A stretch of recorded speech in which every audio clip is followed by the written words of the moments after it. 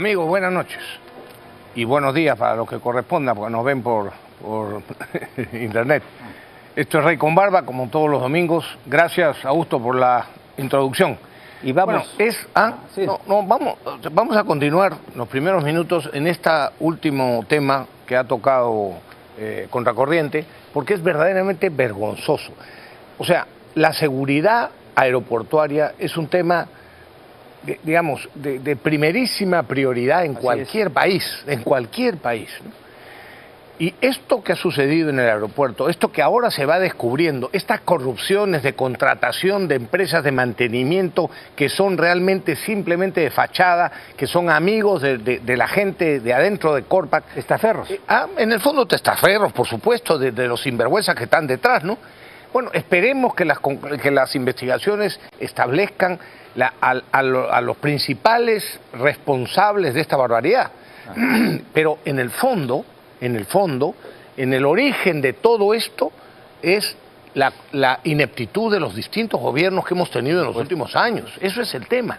Porque claro, ministros de transportes, miembros de las principales instituciones, todo depende de cada gobierno que es elegido. Si se elige a corruptos, a incapaces o a sinvergüenzas, evidentemente van a suceder estas cosas una y otra vez. ¿Cuándo vamos a aprender los ciudadanos a elegir bien y cuándo va la prensa en general, los medios de comunicación a orientar a la opinión pública para que realmente se elija entre los capaces y honestos y no entre los sinvergüenzas y los incapaces? Sí, así es. El informe de Contracorriente sobre el caos y las corruptelas de Corpac nos lleva a dos conclusiones muy sencillas. La primera, Corpac es un desastre y es también una pésima imagen para nuestro país, que nos va a costar y nos está costando mucho dinero. Y la segunda conclusión que se cae de madura es que Corpac debe ser privatizada o concesionada. Pero este atajo de realismo y de sentido común evidentemente va a intentar ser bloqueado por el pensamiento marxista, que repiten como Mussolini, como Stalin, que el Estado es la solución. Todo dentro del Estado, nada fuera del Estado. Cuando el Estado es el problema. Así es. Esto, a pesar, como dice Rafael, que el Estado es el problema, y a pesar de que está probado y reprobado que el Estado es un pésimo gestor y además es extremadamente corrupto. Ahora, si algo se le puede culpar a Fujimori es de no haber privatizado o concesionado Petroperú, Serapal y Corpac. Pero aún estamos a tiempo, solo se requiere de convicción, de coraje y de amor por el Perú. Pero no de ese amor al Perú que se da en los discursos, sino de ese amor que aterriza en hechos, ¿no? Y que se legitima por la fuerza de los hechos. Eso es lo que nos está faltando. Y solamente agrego que Corpac ha tenido 7 presidentes de directorio en 4 años, 7 presidentes de directorio. Y cada presidente, como lo ha demostrado Contracorriente, al parecer crea sus propias empresas fantasmas. Las dos últimas tienen como cliente único a Corpac. Se formaron con un capital de unos $250 y con direcciones falsas y casas con calamina, y basta ver a los supuestos operarios para realmente saber que ahí, o presumir que se trata de un acto de corrupción escandaloso, ¿no? Mira, Pepe, mire esa foto, miren ustedes, ese es el supuesto local principal de la empresa a la que contratan los de Corpac para el tema de mantenimiento de las luces, entre otras cosas, ¿no? Fíjense ustedes, a ver, el responsable de ese contrato no ha tenido ni siquiera el tiempo, entre comillas, dentro de todo el tiempo que pierde para ir a las oficinas principales para encontrarse con esto. Es evidentemente es corrupción completa. Ahora, el ministro de Transportes ha salido anunciando algo gaseoso. Me parece que es una especie de explicación desesperada. Igual, los rojos van a salir al paso de todo lo que signifique privatización, porque para ellos, ¿no?, las inversiones internacionales, que son en el fondo portadoras de capital, tecnología y fuentes de trabajo que necesitamos con urgencia, son una especie de violación de nuestra soberanía y en consecuencia, fieles a su doctrina, se van a oponer a ellos. Bueno, no lo pueden evitar, son comunistas y no van a cambiar, ¿no? Pero el Perú va por otro camino, ¿no? O sea, a ver, sí, es lo que dice la ideología, pero también es lo que dice su estrategia, como han reconocido ya varios líderes comunistas o socialistas del siglo XXI, como Petro, como el de Nicaragua, como AMLO de México, como por supuesto Maduro, etcétera, y Chávez en su momento. No se trata, es decir, las inversiones nacionales o extranjeras, lo que generan es mayor riqueza, mayor empleo y por tanto disminución de la pobreza. Y de lo que se trata, como dicen todos estos sinvergüenzas, de lo que se trata es mantener pobres a los pobres, porque cuando dejan de ser pobres, entonces ya no apoyan a estos demagogos, populistas y comunistas. Entonces, la estrategia del comunismo es eso. Por eso se oponen a las inversiones, tanto nacionales como extranjeras, especialmente a las extranjeras, explotando ese absurdo nacionalismo que algunos dicen que es la razón de su prédica, ¿no? Cuando en el fondo lo que quieren es mantener pobres a los pobres. Así es, de eso se trata. Ese es el punto. Ahora no es que sean brutos, ¿ah? Ellos saben perfectamente, ¿no? Por supuesto. Que sin un sector privado vigoroso y en expansión no hay salida para un país. Lo que sigue es la pobreza y eso es precisamente lo que ellos buscan. Claro. Ellos saben perfectamente, ¿no?, que el único camino para que un país prospere se llama economía de mercado. No hay otra economía en el mundo, ¿eh? Más o menos mercado, más o menos impuestos, pero siempre economía de mercado. Es lo que está haciendo China, es lo que está haciendo incluso Vietnam, por supuesto con excepción de Venezuela, de Cuba y de Corea del Norte, ¿no?, que son especímenes prehistóricos y raros de una fórmula política que en algún momento tendrá que terminar, porque va contra la razón, contra el sentido común y porque me imagino que Dios se apiadará en algún momento de esta gente, ¿no?, y lo librará de estos miserables que los tienen sumidos en la pobreza más espantosa, ¿no? Pobres venezolanos. Bueno, y pasemos a una buena noticia. Esta semana el Congreso aprobó una precisión, miren, fíjense lo importante, una precisión importantísima. Yo de esto vengo hablando, Pepe, te consta, desde el año 2003. O sea, han tenido que pasar... Venimos hablando. Venimos hablando, sí. Tú menos que yo, pero efectivamente venimos hablando. Pero han tenido que pasar 21 años, largos años, durante los cuales se han cometido gravísimas injusticias de las que siguen siendo víctimas un montón de personas, militares y policías especialmente, pero no solamente ellos. Han tenido que transcurrir estos años para rectificar un abuso fruto del odio, de la hipocresía y de la cobardía de intelectuales, miren, con toda claridad. Y esto me indigna porque conozco el caso de muchísimas de estas injusticias. Esto es fruto de los odios, de las hipocresías y de las cobardías de intelectuales, de ONGs, de fiscales, de jueces y de medios de comunicación, que cuando en los años 2000, desde el 2003, decíamos que lo que el Congreso había aprobado era algo específico y con una claridad meridiana, se dedicaron a insultarnos, a decir que era pura mentira lo que estábamos diciendo, a pesar de que estaban las pruebas escritas. Bueno, y por supuesto esos medios de comunicación manipularon junto con esas ONGs, jueces, fiscales, para confundir a muchos y para cometer las injusticias. Las terribles injusticias originadas por esa manipulación ya son irreparables, porque hay gente que ha pasado muchos años, no justamente los que pelearon contra el terrorismo, es decir, los que nos salvaron de lo que se podía venir con los terroristas, y en cambio los terroristas no, los terroristas han sido indultados por diferentes gobiernos, especialmente el de Toledo y su ministro de Justicia, García Sayán.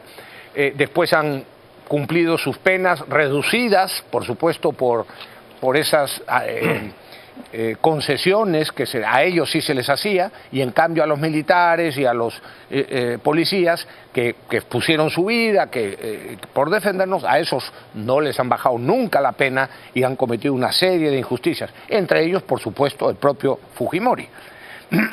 Miren lo que esto lo vamos a hablar en extenso con Fernando Rospigliosi, que va a venir ahora, pero yo simplemente quiero precisar lo que dice el artículo 1 de la ley, que ha merecido una primera aprobación, va a requerir una segunda. Yo no sé por qué no le han exonerado de segunda votación, pero en fin, la ley precisa lo siguiente: la aplicación y los alcances de los crímenes de lesa humanidad en la legislación peruana, de conformidad con los principios de legalidad y de prohibición de retroactividad, el Estatuto de Roma, o sea, la Corte Penal Internacional, entró en vigencia en el ordenamiento peruano, jurídico peruano, el 1 de julio del 2002. La Corte Penal Internacional, por tanto, solo tiene competencia únicamente respecto de los hechos sucedidos después de su entrada en vigor en el ordenamiento jurídico, es decir, después del 1 de julio del 2002. Y la Convención sobre Imprescriptibilidad de los Crímenes de Lesa Humanidad entró en vigencia en el ordenamiento jurídico peruano el 9 de noviembre del 2003. Esto lo dice claramente el Congreso. Y añade: la Convención sobre Imprescriptibilidad es de aplicación únicamente para los crímenes o los supuestos crímenes o hechos sucedidos después de su entrada en vigor, es decir, solo para supuestos delitos que llaman de lesa humanidad que pudieran ocurrir después del 9 de noviembre del 2003. Yo le pido a la producción, si tienen por favor a la mano la imagen 161 y la imagen 162, ¿no? Para que vean que desde el principio estuvo claro. ¿La tienen? Miren, pónganlo en toda la pantalla, por favor. Esa es la resolución que aprobamos en el Congreso en junio del 2003. ¿Ya? Fíjense lo que dice con precisión. De conformidad con el artículo 103 de la Constitución del Estado peruano, el Estado peruano se adhiere a la imprescriptibilidad, etcétera, para los crímenes que consagra la Convención cometidos con posterioridad a su entrada en vigor. La siguiente, por favor. Meses después, el Ministerio de Relaciones Exteriores publicó en el peruano esto y dijo: de acuerdo a lo dispuesto en la ley tal, etcétera, etcétera, el Ministerio comunica que la entrada en vigencia de la resolución en la que nos adherimos a la Corte, a la imprescriptibilidad para los crímenes de lesa humanidad, entra en vigencia para nuestro país a partir del 9 de noviembre del 2003. O sea, pero los jueces, ¿qué han hecho? No, primero las ONGs, por supuesto, después la prensa, y en primerísimo lugar la prensa, porque cuando hicimos ver esto, incluso en el propio debate del Congreso, ya estaban la prensa parametrada, vergonzosamente parametrada, en contra de los que nos defendieron, vendiendo la idea de que no, era imprescriptible. Incluso ministros de justicia que se precian de mucha juridicidad, y era simplemente una cosa manipuladora. Gracias al Congreso está hoy aclarándose nuevamente, por supuesto. Eso es lo que decía también el famoso, en su momento, decreto legislativo 1097, que lo derogaron cobardemente en el Congreso también, desgraciadamente, de esa época. Bueno, y lo resumo en 20 segundos. Lo que ha aprobado el Pleno del Congreso en primera votación es una ley que pone fin a la persecución contra las Fuerzas Armadas y policiales que derrotaron al terrorismo. Ayer declaraba el señor Fernando Rospigliosi de que en estos momentos hay unos 800 militares que están siendo investigados por presuntos crímenes de lesa humanidad, absolutamente ilegal e inconstitucional. Y hay 36 militares que purgan condena. Con esta ley todo esto concluirá. Pero esto, como dice Rafael, lo vamos a ahondar con Fernando Rospigliosi y también con Lucas Gersi, que tiene un tema muy interesante, la Escuela Nacional de la Magistratura, que de concretarse significaría un golpe a la mediocridad y la posibilidad de salir del charco judicial en que nos encontramos. Así que eso es lo que sigue más adelante. Pero ahora, a ver, la Comisión de Relaciones Exteriores, este es un duro golpe a los bolsillos de los caviares, ¿eh? La Comisión de Relaciones Exteriores aprueba dictamen que regula y sanciona a las ONGs. Fiscalizarán más de 400 millones de dólares que es lo que captan de la cooperación internacional. Pero esto es lo que se sabe. Resulta que según un informe de la Unidad de Inteligencia Financiera, es un informe de evaluación sectorial de riesgo y de lavado de activos, e informó que la AXI de 195, informó a la AXI, que es el organismo de control de las ONGs, de 195 operaciones sospechosas vinculadas a estas organizaciones sin fines de lucro supuestamente, pero que ascienden a más de ¿qué? 2.000 millones de dólares. Ahora sí entiendo la queja de algunas ONGs, entre ellas, por supuesto, el IDL del señor Gorriti, que alerta a la opinión pública que se quiere afectar la cooperación internacional para la democracia, o sea que ahora son demócratas los rojos, ¿no? Fíjate, se quiere afectar la cooperación internacional. Yo me pregunto, ¿qué le pasa al señor Gorriti? ¿Acaso está asustado? No debería, ¿no? No debería, porque si ha hecho algo incorrecto, bueno, sí, ¿no? Pero aún de esta manera, si fuese al Poder Judicial, tiene grandes amigos ahí, ¿no? Que con toda seguridad no le harían ningún problema y hasta podrían condecorarlo, ¿no? Creo que lo que le molesta a él en realidad es que la transparencia toque sus puertas y la opinión pública sepa cómo se mueven los millones y cuánto ganan sus funcionarios. Y eso sí me parece que sería un roche muy grande para aquellos que hablan de transparencia y de amor por los pobres mientras se llenan los bolsillos de dólares, ¿no? La pena, Pepe. Buena ley. La pena, sí, claro. La pena, Pepe. Buena. Es que viene esta ley, porque ya está aprobada en la Comisión de Relaciones Exteriores y se va a aprobar en el Pleno. Yo lo sé. Pero la pena es que esto no es nuevo. Sí. También estos asuntos los hemos tocado en este programa hace 10 años. Sí. Hace 10 años venimos diciendo que en la Agencia de Cooperación Internacional, APSI, que depende del gobierno peruano, están metidos personas que tienen relación directa o indirecta con una serie de ONGs que tienen unos objetivos políticos, ideológicos, y que reciben dinero del extranjero y que desarrollan proyectos que la agencia considera que son prioritarios. Claro, ellos consideran que son prioritarios y entonces se dedican a toda la parte ideológica que ellos quieren y sin embargo no se atienden las verdaderas necesidades de la población que podrían aliviarse con una sola pequeña parte de toda esa cantidad de millones de dólares que ingresan al Perú para estos objetivos que muchas veces van directamente contra el desarrollo nuestro. Por ejemplo, claro, las ONGs en contra de la inversión minería, en hidrocarburos, etcétera, que tienen hasta manuales de cómo hay que oponerse, cómo hay que actuar, cómo tienen que actuar los que protestan, interrumpiendo carreteras, convenciendo a gente, etcétera. Todo financiado por estas ONGs con la anuencia de las personas que están en la Agencia Peruana de Cooperación Internacional. Claro que Gorriti y otros tienen que protestar, por supuesto, porque por fin, bueno, no sé si por fin, porque una cosa es que diga el Congreso que deben ser supervisados y otra cosa es que los que están en la Agencia de Cooperación Internacional quieran efectivamente supervisar, o mejor dicho, que se saquen a los que están en connivencia con esas ONGs, nacionales o internacionales. A partir de esta ley, Rafael, la Cancillería deja de tener este control y pasa a manos de la Contraloría General de la República. Y Nelson Chan, cuando quiere, puede ser muy preciso y muy fiscalizado. Pero en fin. A propósito que menciona Nelson Chan, el señor, al actual Contralor, a la Contraloría actual, no es personalizar el tema, a este señor que está en la Contraloría hace 7 años, que todos los años nos dice que ese año nos han robado más o menos 24.000 millones de soles en la corrupción. Bueno, hace 7 años que nos repite lo mismo, todos los años, más o menos. O sea, según eso, como ya hemos comentado también, los corruptos del gobierno, directamente o indirectamente, más o menos siempre nos roban lo mismo, ¿no? 24.000 millones. ¿Y qué ha hecho la Contraloría durante los 7 años? Las denuncias que han presentado, de los 4.000 y pico denuncias que han presentado, solo 9 han merecido condena. Para que veas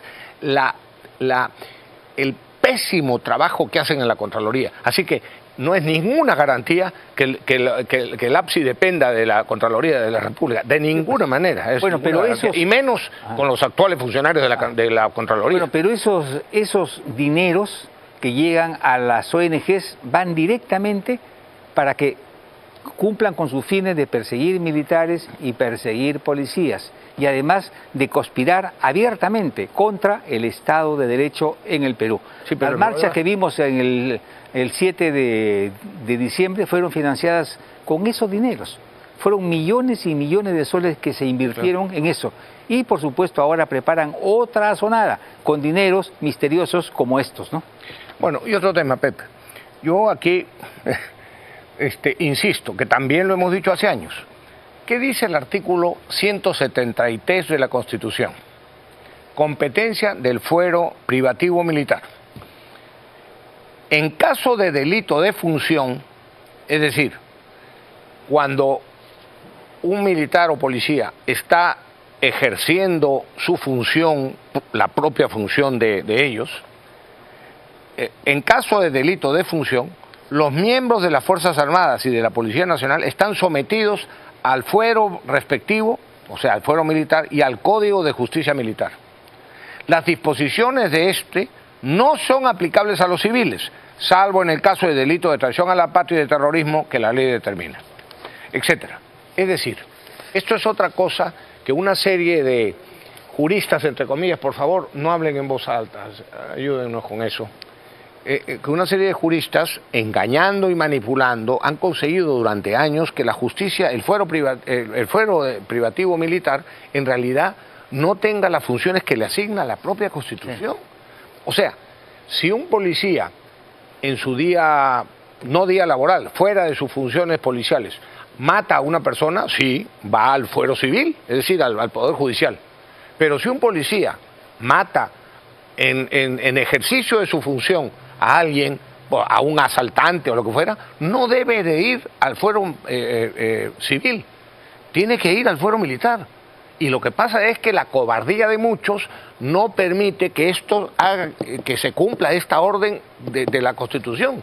Y es un tema que habría que recordárselo al Congreso, para que, al Congreso y al Gobierno, para que todos estos que quieren siempre llevar a la justicia civil a lo que es propio de los militares y de los policías, justamente para abusar, para condenarlos, para juzgarlos, según esas interpretaciones de ellos.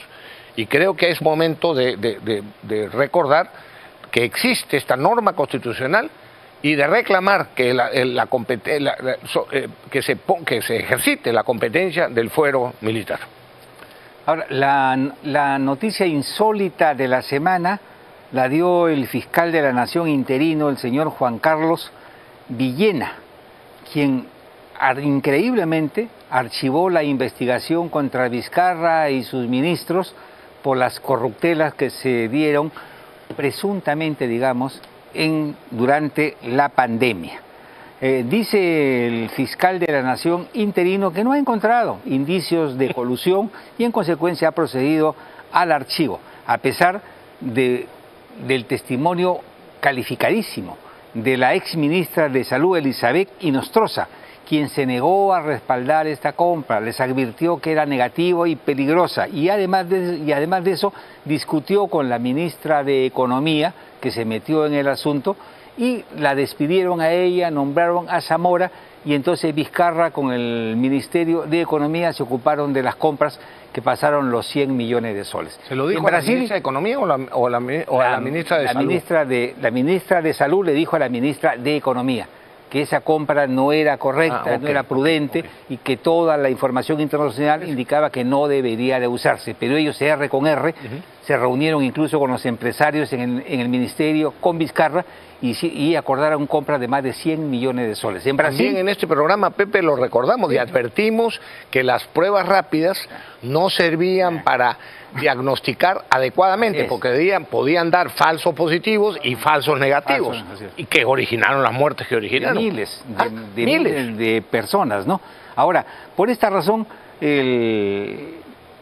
Mariela Balbi concluye así, un informe sobre Vizcarra. Cualquiera con el prontuario de Lagarto estaría en la cárcel. Pero tiene poder y no es poco. Le deben puestos, favores, coimas y debe usar el dinero robado para seguir corrompiendo. Habría que levantar la alfombra entre los jueces supremos y limpiar. En todo caso, el fiscal de la Nación interino se ha ganado una denuncia constitucional que podría costarle muy caro, ¿no? Sí. Y lo otro, solamente esto, Rafael. La semana estuvo conmovida también por un supuesto reglaje a la fiscal Marita Barreto. Y por supuesto, primeras planas y los canales de la Concertación, todos arrancaban diciendo que la ministra estaba siendo acosada. Era un carro viejo, sin placas, con dos policías que dicen que estaban haciendo, no sé, seguimiento a qué. Pero de ello han montado toda una conspiración. Bueno, a mí me parece que esto sencillamente es un montaje. De la misma manera como lo hizo Gorriti con el fiscal Pérez. Di que te han querido forzar la puerta de tu casa, primeras planas también por todos lados. La noticia no me pareció para que le den tanta importancia, ¿no? Evidentemente, de repente, la propia fiscal no sabía nada, ¿no? Y le pusieron ahí sus amigos o operadores, ¿no? El carro ahí con los dos policías y denunciaron esto que no va a terminar, que no va a pasar absolutamente nada. Los policías pueden ser amigos de repente del señor Colchado, que han sido puestos ahí para armar un operativo de esos que se han hecho tantos en el Perú. Así que yo esto no lo tomo en serio por ningún lado, ¿no? Y yo quiero hablar de dos temas rápidos, Pepe, sobre el tema de las elecciones. El primero es que hay un proyecto de ley para impedir la postulación de condenados por crímenes graves, asesinatos, violaciones, terrorismo, etcétera. Cosa que es absolutamente lógica. Pero algunos partidos, y yo se pregunto, ¿no será que no lo han querido aprobar? Y parece que no lo van a aprobar. ¿No será, pregunto yo, me perdonarán los fujimoristas, porque el fujimorismo no quiere que se piense que eso también afectaría a Fujimori? Yo creo que puede haber algo de eso. Ahora, lo que sí me interesa comentar con mayor incidencia es lo siguiente. Resulta que el Jurado Nacional de Elecciones y la ley electoral, que es por supuesto de mucho menos nivel que la Constitución, como se sabe, han establecido el absurdo de que ahora en julio del 2024, no me acuerdo la fecha, creo que es el 15, tienen que, todos los que quieran postular el año 2026, tienen que estar afiliados a un partido político. Es decir, salvo el 20% de invitados que considera o que permite, entre comillas, la ley, como si las leyes pudieran limitar los derechos constitucionales de los ciudadanos. Bueno, pero a lo que voy, está la ley exigiendo que ahora en julio, o sea, 2 años antes de las elecciones, se inscriban en un partido político. Y si no, no van a poder postular, salvo que estén entre el 20% de posibles invitados. Yo quiero leer lo que dice la Constitución claramente. Para ser elegido congresista, es el artículo 90, se requiere ser peruano de nacimiento, haber cumplido 25 años y gozar de derecho de sufragio. Algunos dicen, hay que añadir estudios superiores o lo que fuera, y se les explica que el problema de exigir estudios superiores y otras condiciones, con los títulos bambas que existen hoy día, más del 85% o 90% de los congresistas tienen título supuestamente universitario. Por supuesto, algunos bambas, y eso sí, eso es delito. Pero la Constitución señala las condiciones para ser elegido congresista. ¿Por qué la ley? O sea, es inaceptable que una ley te obligue a ti, si quieres eventualmente postular, a inscribirte de todas maneras en un partido político. O estar en el 20%, solamente puedes aspirar a ocupar un 20%, un escaño de los 20, o una postulación, lo que fuera, del 20% que se ve. No, señora, en mi concepto, esa exigencia de la ley es inconstitucional. Ojalá que lo entiendan así quienes tienen interés en postular y que se promueva la inconstitucionalidad de esa norma. Bueno, saldremos de duda cuando esté acá el señor Lucas García, ¿no? Que es un gran constitucionalista, ¿no? Ahora, el Jurado Nacional de Elecciones y OMPE se han pronunciado en contra del dictamen aprobado en la Comisión de Constitución, en el sentido que el futuro Senado pueda nombrar y remover a los miembros de la RENIEC y de la OMPE. Dicen que es peligroso porque hay peligro de politización. No me digan que una comisión nombrada a dedo y que sesiona de forma reservada puede ser más transparente que un Senado donde todos sus actos son de escrutinio público, ¿no? Yo he sido senador y hemos nombrado a muchísimos altos cargos y siempre ha habido una investigación, un escrutinio, un debate con participación de todos los medios, ¿no? Y se ha elegido correctamente. Así que no me digan que que el Senado puede tomar esta facultad, puede ser dañino para la democracia. Así absurdo, ¿no? Solamente están defendiendo sus fueros y hablando tonterías, ¿no? Ahora leo a propósito de tonterías. Miren ustedes lo que pasa cuando el Estado juega a poner a sus amigos en los puestos públicos. Leo en los diarios, que la presidenta ejecutiva de Canal 7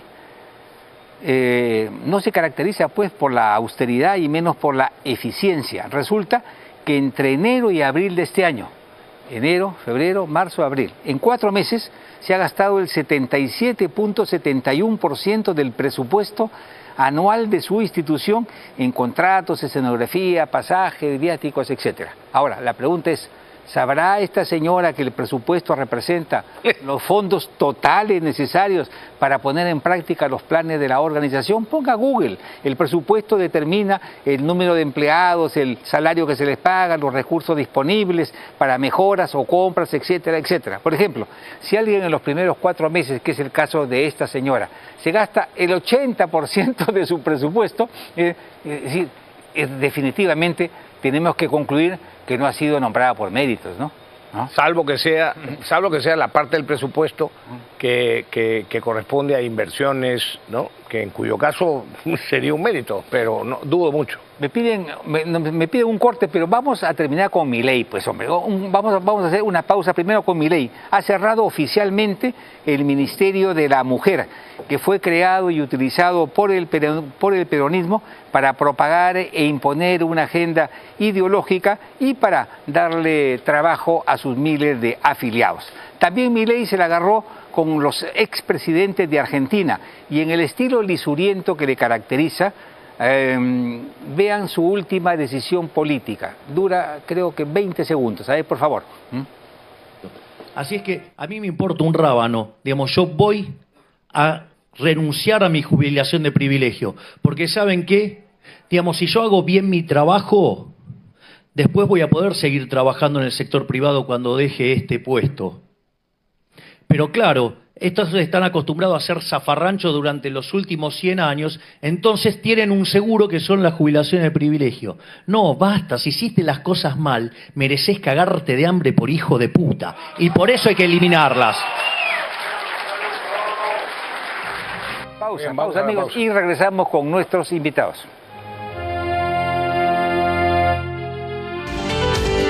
En la playa la seguridad es fundamental. Aquí, Torre 6, hay problemas. Necesito apoyo de inmediato. Y los salvavidas de Baywatch son los encargados. Baywatch, de lunes a viernes, a las 6 de la tarde, solo por Willax. De lunes a viernes, Willax lo tiene todo. A la 1:50, Amor y Fuego. A las 4:10, tu mejor compra. A las 5:10, un día en el mall. Y minutos después de las 11, Crónicas de Impacto. Confirmado, Willax lo tiene todo. Este domingo, después de Re con Barba, tenemos una invitada magnífica para hablar sobre el archivo de la nación. Estará con nosotros Miriam Salas Olivari. Los esperamos domingo, 11 de la noche. Este domingo a las 11, Noche de Luna, solo por Willax. En la playa la seguridad es fundamental. Aquí, Torre 6, hay problemas. Necesito apoyo de inmediato. Y los salvavidas de Baywatch son los encargados. Baywatch, de lunes a viernes, a las 6 de la tarde, solo por Willax. De lunes a viernes, Willax lo tiene todo. A la 1:50, Amor y Fuego. A las 4:10, Tu Mejor Compra. A las 5:10, Un Día en el Mall. Y minutos después de las 11, Crónicas de Impacto. Confirmado, Willax lo tiene todo. Este domingo, después de Re con Barba, tenemos una invitada magnífica para hablar sobre el archivo de la nación. Estará con nosotros Miriam Salas Olivari. Los esperamos domingo, 11 de la noche. Este domingo a las 11, Noche de Luna, solo por Willax. En la playa la seguridad es fundamental. Aquí, Torre 6, hay problemas. Necesito apoyo de inmediato. Y los salvavidas de Baywatch son los encargados. Baywatch, de lunes a viernes a las 6 de la tarde, solo por Willax. De lunes a viernes, Willax lo tiene todo. A la 1:50, Amor y Fuego. A las 4:10, Tu Mejor Compra. A las 5:10, Un Día en el Mall. Y minutos después de las 11, Crónicas de Impacto. Confirmado, Willax lo tiene todo. Este domingo, después de Re con Barba, tenemos una invitada magnífica para hablar sobre el archivo de la nación. Estará con nosotros Miriam Salas Olivari. Los esperamos domingo, 11 de la noche. Contra el ejército legislativo es que lo hacen. Bueno, amigos, estábamos hablando en el intermedio que las Fuerzas Armadas y los policías que estaban huérfanos de apoyo y no tenían un vocero dedicado a defender sus intereses, lo que son los intereses del país, han encontrado en Fernando Rospigliosi una voz poderosa y además muy bien informada, ¿no?, que ha conducido muy bien este tema, que es en primera votación frenar la persecución contra las Fuerzas Armadas y las fuerzas policiales. Y Fernando ha dado datos valiosos en el transcurso de la semana, en el sentido, son datos de la misma Fuerza Armada.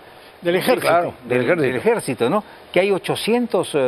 A ver, explícanos, por favor. A ver. Sí, 800 que están investigados y procesados, 36 sentenciados que están presos en la cárcel.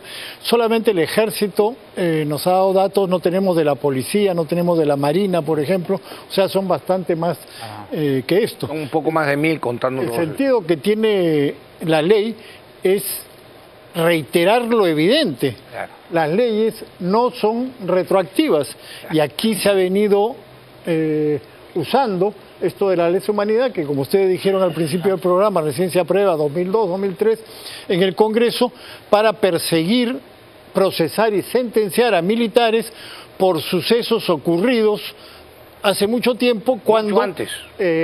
La prescripción que se aplicaba en ese momento era de 20 años.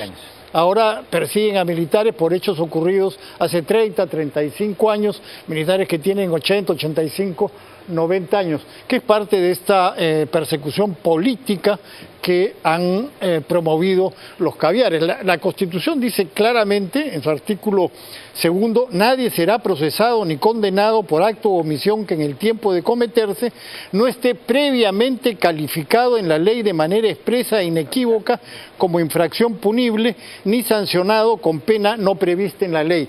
Porque además que han venido aplicando ilegalmente de manera retroactiva este asunto de la lesa humanidad no está considerada en el Código Penal. No, claro. O sea, no dice, lesa humanidad es un delito que tiene tales y cuales características y una pena de tantos años. Nada, cero. Ahora tampoco podría aplicarse, porque no está considerado en el Código Penal, como bien ha dicho el abogado Carlos Caro.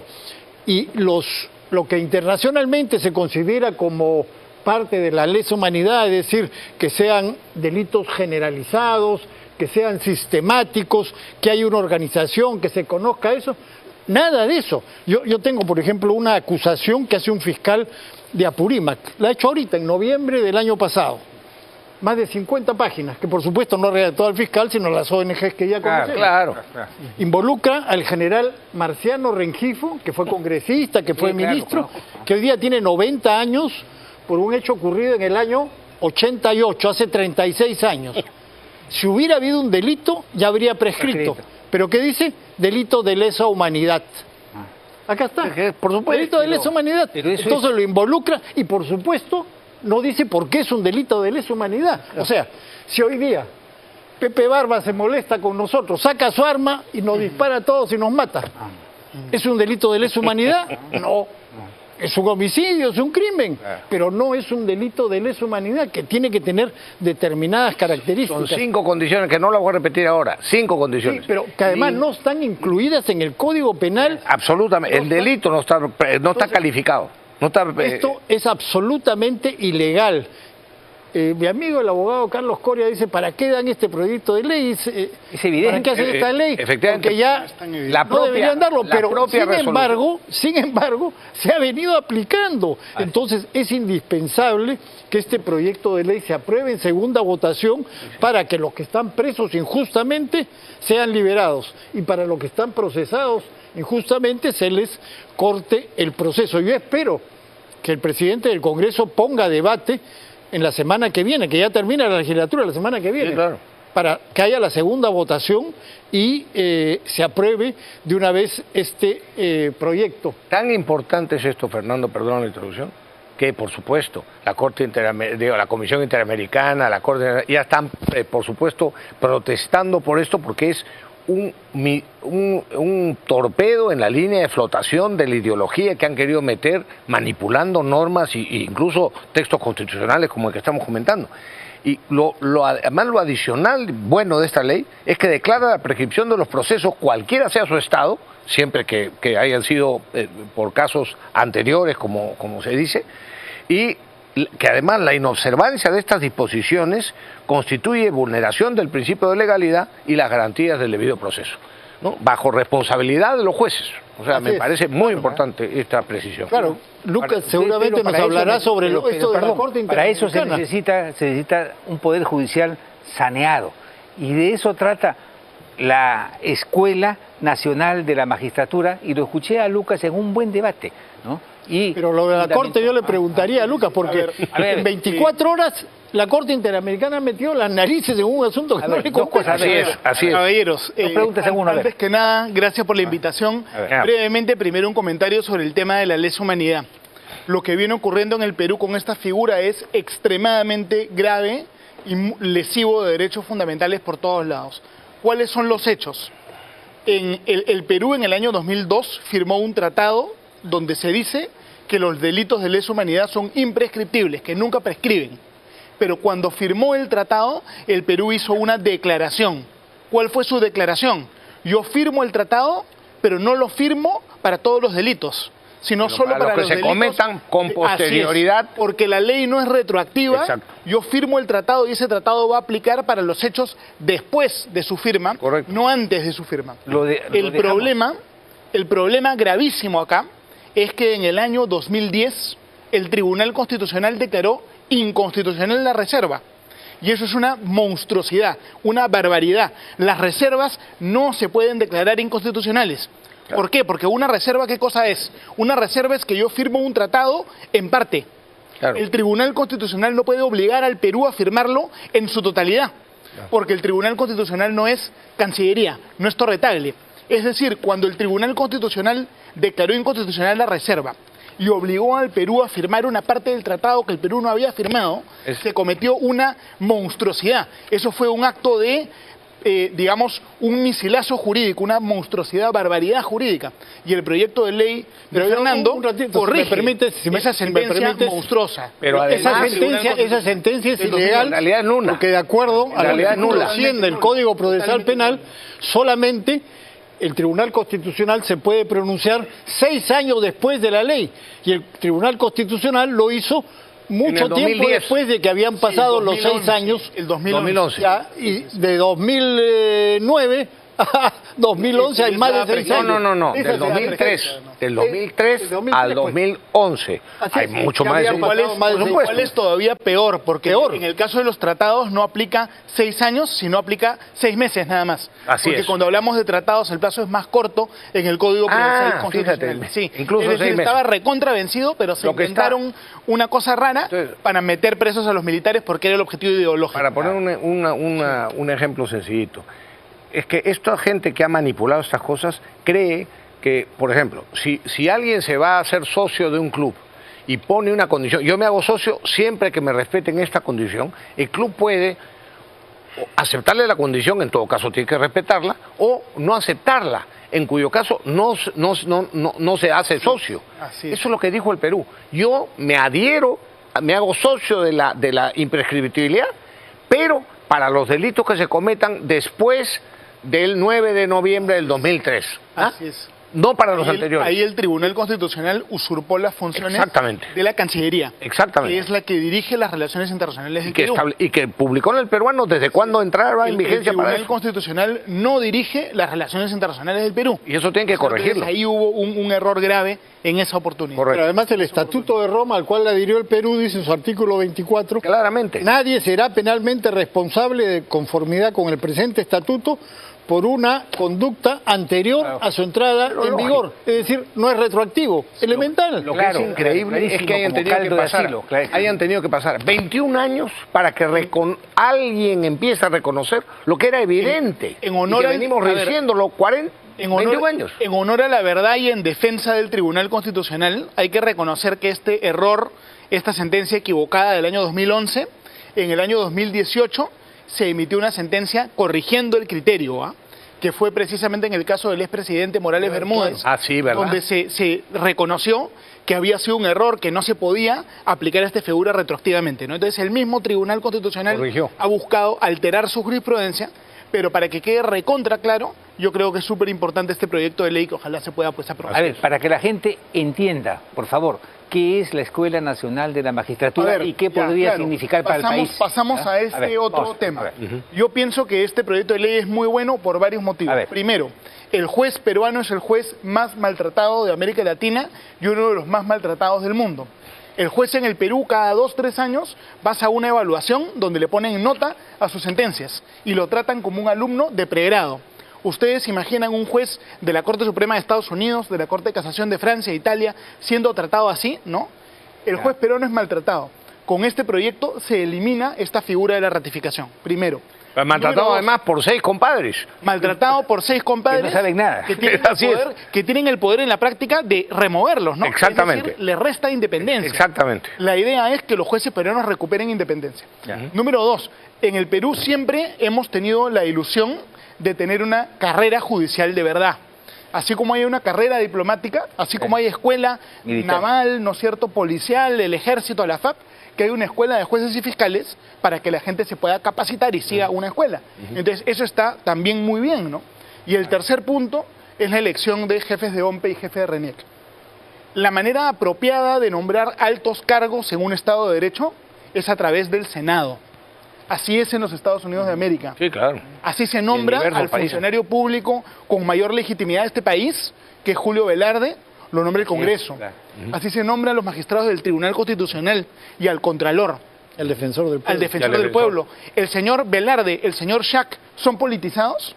¿Son poco idóneos? Son seguramente los más idóneos, los más respetados.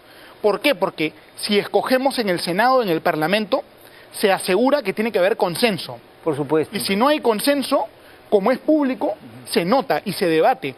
Si hay un mal candidato, como un candidato que fue rechazado de repente como contralor, no se le nombra. Pero si nosotros, en vez de escoger transparentemente en el Senado, escogemos en camarillas, en petit comité, a puertas cerradas, entonces no hay transparencia y ocurre lo que ocurrió en el caso de la Junta Nacional de Justicia, que los que ganaron el concurso después los chotearon, anularon el concurso para meter a unos y sacar a otros, después uno que perdió pone juicio, entonces los concursos públicos a camarillas, a puertas cerradas, no funcionan. Cuando alguien dice que vamos a escoger con concurso público, los que trabajan en el Estado se matan de risa, porque todos sabemos que los concursos públicos son francamente pues cualquier cosa en el Perú, ¿no? Entonces tenemos que ser serios. lo serio, lo institucional, lo transparente, lo democrático es el Senado. Y hay que tumbar estas oligarquías y tener una democracia más ¿Y institucional. cómo ¿Qué piensan? salimos ¿Qué de piensan? la Junta Nacional de Justicia? No, y de la por eso, propuesta de ¿qué Natalia? piensan de la propuesta de Natalia Primo, en realidad? Ya, correcto. A ver, digamos, es una alternativa también. Yo entiendo que es una alternativa transitoria, ¿no? Así es, a mí, claro, a mí sí, no me sí. gustan tanto las figuras transitorias, a mí me gustan más las reformas institucionales, pero es una alternativa que se tiene que tomar y lo que yo rescato es que si nosotros... Que es complementaria, en todo Es caso. complementaria. Lo que yo rescato es que los expresidentes del TC son un grupo de gente muy plural y tiene gente muy, muy capacitada, muy buena de diversas tendencias, ¿no? Claro. Ernesto Álvarez es un tipo recontra comprometido con los valores democráticos, ¿no? Claro. Incluso en el lado izquierdo tiene gente de izquierda bien preparada como César Landa o Marianela Ledesma, ¿no? Entonces, Bueno. sería un buen grupo, ¿no? Sería un buen grupo, ¿no? con mis reservas, ¿no?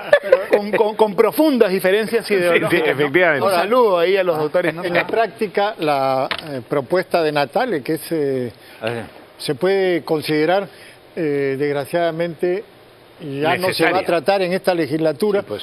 La legislatura termina la próxima semana y todo indica que no va a haber prórroga, entonces ya quedaría para la siguiente legislatura y lo que sabemos es que... Un cambio constitucional. No, claro, que se requiere dos legislaturas y la Junta Nacional de Justicia va a ser elegida Sí. el segundo semestre del próximo año. Vamos a tener una nueva Junta Nacional de Justicia. También ocurre lo mismo con el proyecto de la señora Echaíz que ha comentado acá Lucas, que ya queda para la siguiente legislatura Sí, pues. y entonces no va a poder ser aplicada en el caso de aprobarse en el Congreso con 87 votos de inmediato. Sería sea, ya para el siguiente año. La mala noticia, amigos televidentes, es que vamos a seguir con estos vocales supremos y vamos a seguir con estos miembros de la Junta Nacional de Justicia, que son una espada de Damocles, como tú dices, ante jueces y fiscales, ¿no? A ver, pausa, una pausa y regresamos. Rapidito nomás, no se vayan. Este domingo, después de Re con Barba, tenemos una invitada magnífica para hablar sobre el archivo de la nación. Estará con nosotros. Miriam Salas Olivari. Los esperamos domingo, 11 de la noche. Este domingo a las 11, Noche de Luna, solo por Willax. En la playa la seguridad es fundamental. Aquí, Torre 6, hay problemas. Necesito apoyo de inmediato. Y los salvavidas de Baywatch son los encargados. Baywatch, de lunes a viernes a las 6 de la tarde, solo por Willax. De lunes a viernes, Willax lo tiene todo. A la 1:50, Amor y Fuego. A las 4:10, tu mejor compra. A las 5:10, un día en el mall. Y minutos después de las 11, Crónicas de Impacto. Confirmado, Willax lo tiene todo. Este domingo, después de Re con Barba, tenemos una invitada magnífica para hablar sobre el archivo de la nación. Estará con nosotros. Miriam Salas Olivari. Los esperamos domingo, 11 de la noche. Este domingo a las 11, Noche de Luna, solo por Willax. En la playa la seguridad es fundamental. Aquí, Torre 6, hay problemas. Necesito apoyo de inmediato. Y los salvavidas de Baywatch son los encargados. Baywatch, de lunes a viernes a las 6 de la tarde, solo por Willax. De lunes a viernes, Willax lo tiene todo. A la 1:50, Amor y Fuego. A las 4:10, tu mejor compra. A las 5:10, un día en el mall. Y minutos después de las 11, Crónicas de Impacto. Confirmado, Willax lo tiene todo. Este domingo, después de Re con Barba, tenemos una invitada magnífica para hablar sobre el archivo de la nación. Estará con nosotros. Miriam Salas Olivari. Los esperamos domingo, 11 de la noche. Este domingo a las 11, Noche de Luna, solo por Willax. En la playa la seguridad es fundamental. Aquí, Torre 6, hay problemas. Necesito apoyo de inmediato. Y los salvavidas de Baywatch son los encargados. Baywatch, Willax. De lunes a viernes a las 6 de la tarde, solo por Willax. De lunes a viernes, Willax lo tiene todo. A la 1:50, Amor y Fuego. A las 4:10, tu mejor compra. A las 5:10, un día en el mall. Y minutos después de las 11, Crónicas.